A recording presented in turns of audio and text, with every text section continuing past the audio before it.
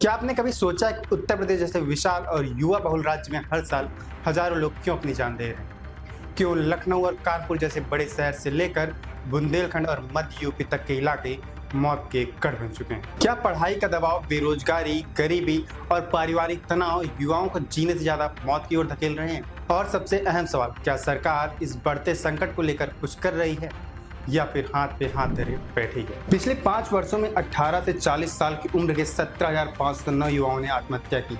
यानी हर दिन औसतन 9 से 10 लोग अपनी जिंदगी खत्म कर रहे हैं। यह केवल एक संख्या नहीं है, यह हर उस परिवार की बिखरी हुई दुनिया है जिसने अपना बेटा, बेटी या भाई खो दिया। लेकिन सवाल सिर्फ इतना नहीं है कि कितने लोग मर रहे हैं, सवाल यह है कि आखिर लोग मर क्यों रहे हैं? क्यों प्रदेश में आत्महत्या की दर देश के औसत से दोगुनी रफ्तार से बढ़ रही है? आइए जानते हैं इन आंकड़ों के पीछे छिपी असली हकीकत और समझते हैं कि ये समस्या कितनी गंभीर है। क्या है वो रास्ता जिसकी बदौलत इस संकट से बाहर निकला जा सकता है? उत्तर प्रदेश जैसे बड़े और जनसंख्या बहुल राज्य में पिछले 5 वर्षों में 18 से 40 साल के बीच के 17,509 युवाओं ने आत्महत्या की है।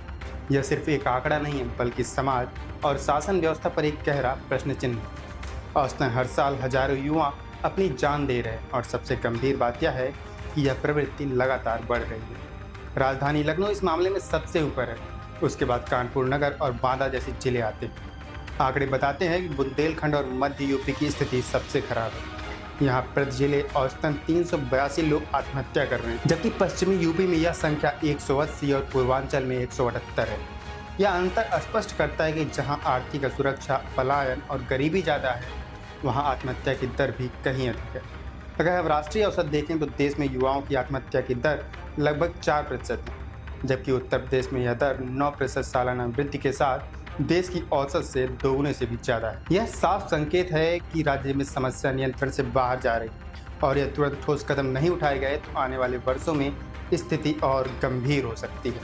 सरकार ने विधानसभा में स्वीकार किया है कि आत्महत्या के पीछे सबसे बड़े कारण पढ़ाई का दबाव, बेरोजगारी, कर्ज, बीमारी, पारिवारिक कलह और मानसिक तनाव है। यह स्वीकारोक्ति महत्वपूर्ण है, लेकिन असली सवाल यह है कि सरकार इन कारणों को कम करने के लिए क्या ठोस कदम उठा रही है।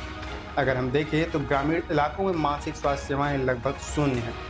सरकारी अस्पतालों में मनोचिकित्सकों की भारी कमी है, काउंसलिंग सेंटर न के बराबर हैं और प्राइवेट सेवाएं इतनी महंगी हैं कि आम आदमी की पहुंच से बाहर है।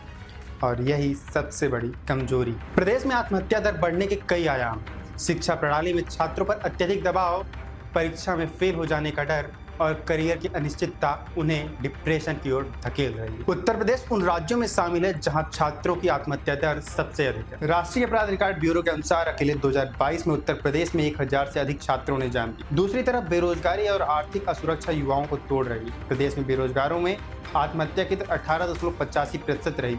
बुंदेलखंड और पूर्वांचल जैसे इलाकों में पलायन, गरीबी और कर्ज का बोझ यह संकट और गहरा कर देता है। वहीं बात करें महिलाओं में आत्महत्या को लेकर तो घरेलू हिंसा, पारिवारिक कलह और सामाजिक दबाव महिलाओं को मानसिक रूप से तोड़ रहे हैं।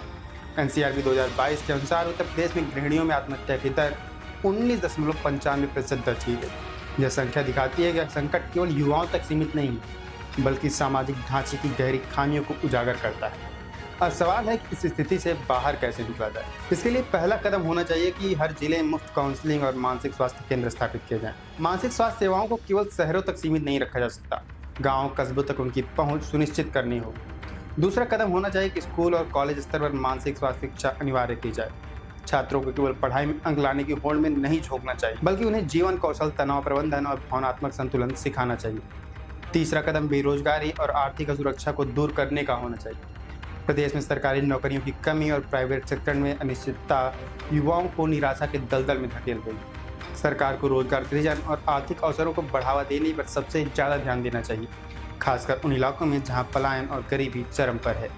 चौथा कदम सरकारी हेल्पलाइन और राष्ट्रीय कार्यक्रमों का प्रचार गांव कस्बों तक पहुंचाना है। वहीं पांचवा और बेहद जरूरी कदम है कि सरकारी डेटा सिस्टम को मजबूत किया जाए। सही और सटीक आंकड़े समय पर उपलब्ध होंगे तो सरकार नीतियां बेहतर बना सकेगी और आत्महत्या रोकथाम के प्रयास अधिक प्रभावी हो सकेंगे।